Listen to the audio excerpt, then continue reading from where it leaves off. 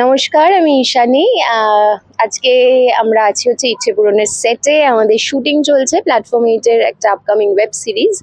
সেখানে আমার চরিত্রের নাম অপর্ণা। অপর্ণা একটি মধ্যবিত্ত বাড়ির বউ, তার স্বামী আছে, সন্তান আছে এবং সে আমাদের মায়ের মতন আর কি। দৈনন্দিন জীবনে মারা যেরকম থাকে, সংসার সামলে, বাচ্চা সামলে, সবটা সামলে চলে, অপর্ণাও সেরকম।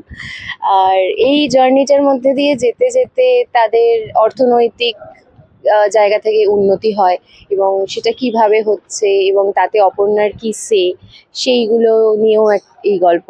এবং অপর্ণার সব থেকে ভালো ব্যাপার হচ্ছে এমনি খুবই পোলাইট, খুবই ধীরে সুস্থে কথা বলে, খুবই শান্ত স্বভাবের একটি মানুষ। কিন্তু ও জানে যে কোনটা ঠিক কোনটা ভুল এবং সেটাও বলতেও জানে ভদ্রভাবেই, কিন্তু বলতে জানে।